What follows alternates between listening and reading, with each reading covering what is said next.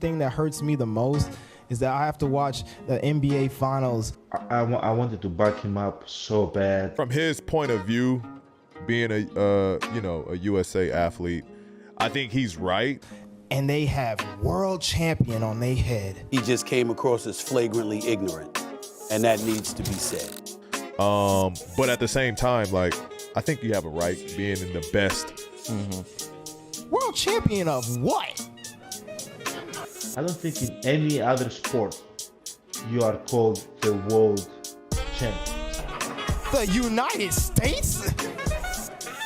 In terms of world champion, competing on that scale and winning the gold medal. The NBA has established itself as a global iconic brand. With all these other countries and national players being a part of our league. When they win the World Cup, they play against the USA team, they play against the teams around the world. Yeah, you're a world champion. I'm gonna go with Ja Morant at number 1. I remember somebody talking about how Giannis was gonna dunk his way through the playoffs and yada, yada, yada. As spectacular as Luka is, offensively. Do you feel like Anthony Edwards is the new face of the NBA? Absolutely. Listen, this man is right now, he's the most overrated in basketball. Spectacular as he may be in the postseason, Ja didn't fold in the postseason when he arrived. And is he even the face of these playoffs? Who's next? Who's got next, Jay Will? Nikola Jokic is the face. Yeah, Hell yeah. Hell yeah. Yeah, I would say yes. Move out of the way, Jason Tatum. Move out of the way, Shea, whoever. Ant-Man is the face of this league. He's the best player. Of that, there is no question. Is Anthony Edwards the face of the NBA right now? Yeah. To me, he is. Of someone who is going to step into the fray and say, this is my league now. That's who I want to be. Maybe it's Ant. Bothered by Lyles. Iverson. How about that? And steps over to Ron Lue. World champion. This prestigious title is dreamed of by many, chased by some, and fulfilled by few. Whether it's swimming, track and field, or even sailing and canoeing, competitors across the world aspire to be deemed as the best in the world. Shout out CM Punk. Two names are synonymous with world champion. FIBA, and perhaps the most prestigious event in the history of sporting events, the Olympics. The creation of the Olympics can be accredited to the ancient Greeks as a religious festival as individuals looked to prove their athletic prowess. However, the term to describe these events, Olympic, was first used in the 17th century. Over time, these Olympic competitions slowly evolved to not only athletic competitions, but political competitions, as countries strive to exemplify excellence and physical fortitude as a means to solidify their power in the world. However, there is another group that always strives to be synonymous with world champions: sports in America. Many American professional leagues have become used to adopting the word world champion for their national leagues. Whether it's the MLB, the NFL, or in this video specifically, the NBA, they all do it. But the question is, why? Especially in the NBA, what is this obsession with being the world champion? Is it because Americans have the habit of thinking that America is the world? Is it because the best players from across the world play in America?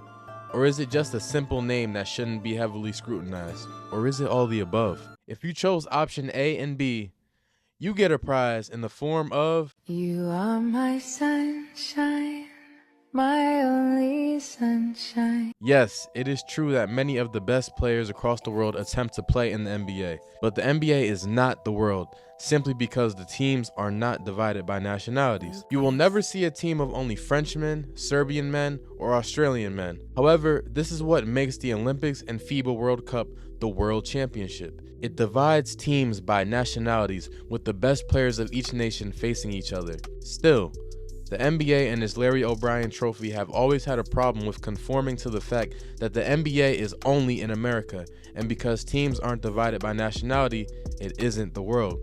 But chat, do you want to know what I think? Do you? English or Spanish? Now you have to sit and watch the video unless you like, comment, and subscribe. then you may move again. But anywho, I think that the NBA subconsciously knows that they are not the world, and it's pretty simple in trying to figure this out. Ask yourself, who over the past 5 years is the emerging face of the league? Who? If you ask this question to many NBA fans, you will most likely be confused by a whirlpool of answers. However, in years past, it was very simple. In the 60s, you had Bill Russell and Wilt Chamberlain. In the 70s, you had Kareem. In the 80s, you had Magic and Bird. In the 90s, you had Jordan. In the 2000s, you had Kobe, Shaq, and LeBron. In the 2010s, you have Curry, and more LeBron. But what is the common denominator in all of these decades? The emerging or solidified faces of the league just so happen to be the best players at the time. So why isn't the emerging face Luka Doncic, who has 5 first-team All-NBA selections this decade? Why isn't the emerging face Giannis Antetokounmpo, who has 5 first-team All-NBA selections, 3 All-Defensive First-Team selections, 1 championship, 1 Finals MVP, 1 Defensive Player of the Year, and 1 season MVP this decade? Why isn't the emerging face of the league Nikola Jokic, who has 3 first-team All-NBA selections, 3 season MVPs, 1 championship, and 1 Finals MVP this decade? Why isn't it Joel Embiid? Just kidding. Kawhi, you are a man of few words. The NBA has 3 clear faces right in front of them. However, they say that Luka hasn't done anything and needs to win a championship or else he's producing empty stats. Luka is only 25, by the way. Giannis wasn't even an MVP finalist after having a season statistically better than his MVP seasons. And they say that Nikola Jokic is boring and isn't a dominant post player with lackluster defense, when all of the numbers say otherwise, like Nikola Jokic being 2nd in defensive player rating for centers behind Rudy Gobert, the Defensive Player of the Year, and Jokic isn't known for having some kind of dominant post game now. You know what the #1 most efficient half-court play is? A Nikola Jokic post. What is it? There you go. Whoa. Boom, boom. I feel like we have 3 clear candidates for face of the league, but why are they not being selected? Well, let's go back to the 90s. Notice a name that I left off, Hakeem Olajuwon. It's amazing how underrated he is. He, to me, is the best center of all time. Despite being drafted before Jordan, Hakeem was the only player that no team would regret drafting before Michael Jordan. Also, I am sorry for the Portland Trailblazers for drafting Sam Bowie at number 2. Hakeem was able to win back-to-back championships in the Jordan era with a team that was never on par with any of Jordan's championship teams. Honestly, it's amazing thinking that a post-scoring center playing with not one solidified star went back-to-back. Hakeem was able to be the focal point and best player every single night on a team with names like Vernon Maxwell, Robert Horry, and Kenny Smith. Yet, he was never legitimately considered as a face of the league. Fast forward to the 2000s, and a repeat situation occurs with the rise of Dirk Nowitzki. While it's true that these 2 players weren't the surefire best players of their era, the fact that they weren't necessarily considered says a lot and leads to where we are today, where legitimately the 5 best players in the league are all foreign. Nikola Jokic, Joel Embiid, Giannis Antetokounmpo, Luka Doncic, and Shai Gilgeous-Alexander. However, now we're in an everlasting battle of aura, and this can all be seen with the rise of Anthony Edwards. After a statistically inefficient but star-proving regular season and hands-down otherworldly playoff run, with Ant Edwards proving to have MVP potential, people have been quick to deem him as the new face of the NBA. They push Michael Jordan's long-lost son allegations on him and drool over his irresistible aura. Pause. Hey, yo, what the? But remember when they did this with Jimmy Butler? What happened to that? What about Jason Tatum? The NBA has been scraping and clawing for an American face of the league when the foreign players have been right in front of them. But the excuse is that 1 hasn't proven anything, 1 is too fat, and 1 is too freaky. Yeah, she bought me this too. He could be a freak on the court and on the shit, you know. Even Rudy Gobert catches unnecessary strays and blame for losses when he consistently performs and is the pinnacle of paint defense in the NBA today, with underrated perimeter defensive abilities for a big man.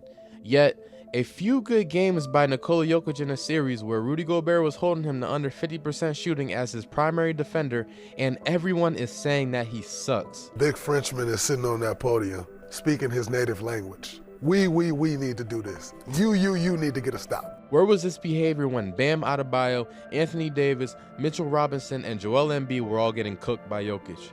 However, there happens to be another Frenchman, a 7'4" alien with the perimeter potential of a Kevin Durant, defensive abilities that will surpass Rudy Gobert's, immense dribbling ability for a center, and post-scoring ability that will rival any big in the league. Victor Wembanyama is proving to be undeniable. The future of the NBA resides in San Antonio. If he can stay healthy, Victor Wembanyama. When you watch him, all you can do is stare in awe at what he can do on the floor. He has no constraint and defies what it means to be a big. He can be a guard at any time, then a forward, then a center.